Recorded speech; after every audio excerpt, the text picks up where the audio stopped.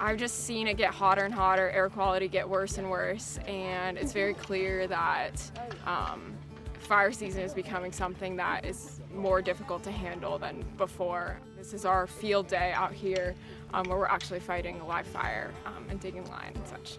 These firefighters have to be constantly on their toes. Yeah, the wind and the volatility of the fire and how it can flip like that. Yeah, exactly.